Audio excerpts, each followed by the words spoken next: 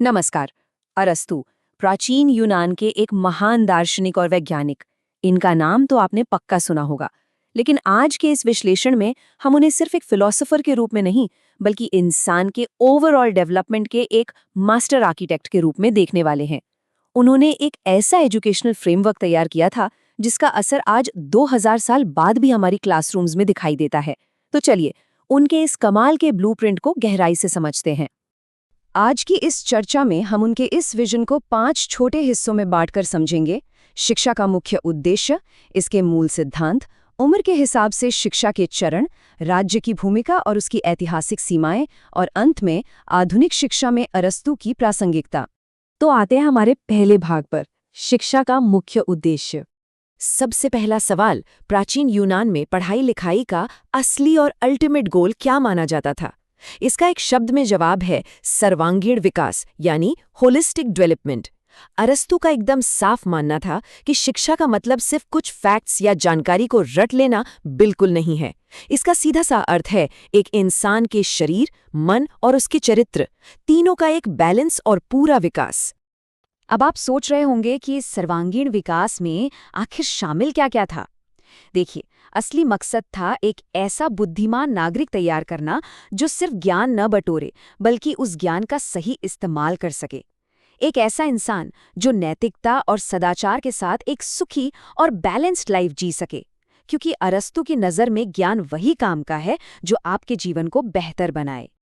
चलिए आगे बढ़ते हैं दूसरे भाग की तरफ, शिक्षा के मूल सिद्धांत। और यहीं पर अरस्तु की सोच ने क्लासरूम की 4 दीवारों को तोड़ दिया। उनका मानना था कि सच्ची शिक्षा कभी भी सिर्फ किताबों के पन्नों तक सीमित नहीं रह सकती। एक परफेक्ट एजुकेशन में फिजिकल एक्सरसाइज, म्यूजिक, आर्ट और लॉजिक, इन सभी का एक शानदार बैलेंस होना चाहिए। मतलब पढ़ाई को जीवन के हर पहलू को छूना चाहिए। है ना कमाल की सोच? इसी से जुड़ा उनका एक बहुत ही पावरफुल कोट है, मनुष्य आदतों से अच्छा या बुरा बनता है। जरा सोचिए इस पर। अरस्तु मानते थे कि अनुशासन, सच्चाई, संयम और ईमानदारी जैसी चीजें इंसान में पैदाइशी नहीं होती।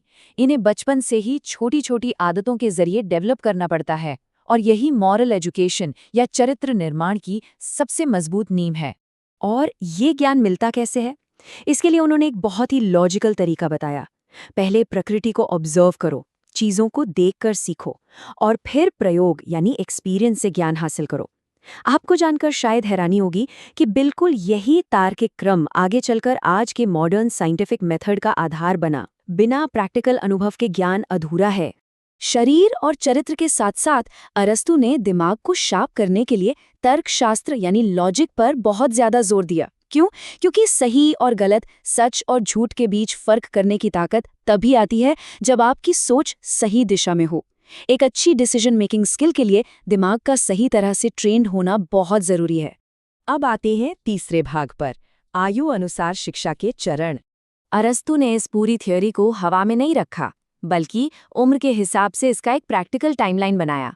0 से 7 साल तक सिर्फ खेलकूद, शारीरिक विकास और अच्छी आदतें डालना।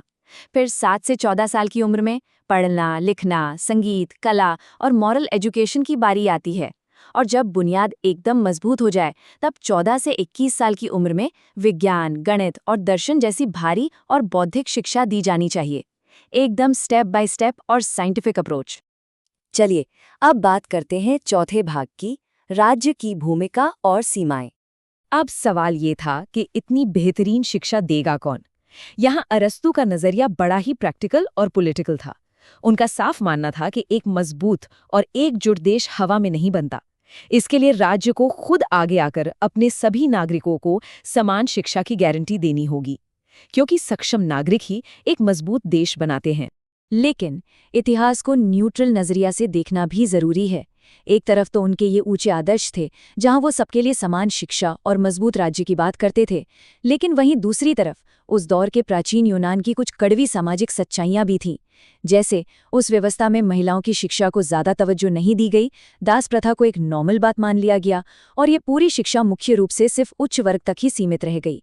और अब हमारा आखिरी यानी 5वां भाग, आधुनिक शिक्षा में अरस्तु। इतिहास की उन सीमाओं को अगर हम एक पल के लिए किनारे रख दें, तो आप गौर करेंगे कि आज के हमारे मॉडर्न स्कूलों में जो प्रैक्टिकल लर्निंग, मॉरल एजुकेशन या फिजिकल एजुकेशन का कॉन्सेप्ट है, वो सब सीधे तौर पर अरस्तू की इसी सोच से प्रेरित है। हमारी साइंटिफिक और लॉजिकल थिंकिंग पर उनकी इस ब्लूप्रिंट की एक ऐसी गहरी छाप है जो आज 2000 साल बाद भी बिल्कुल साफ दिखाई देती है। तो इस पूरे एनालिसिस का सार बस यही है कि शिक्षा सिर्फ नौकरी पाने का कोई टूल या मशीन नहीं है।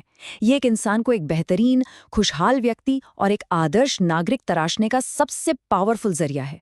और जब तक ये उद्देश्य पूरा नहीं होता, शिक्षा असल में अधूरी ही है।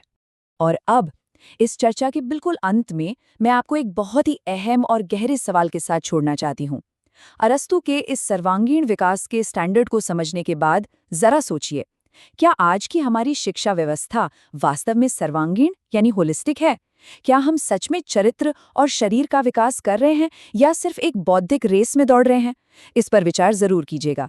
आज के इस विश्लेषण में बस इतना ही।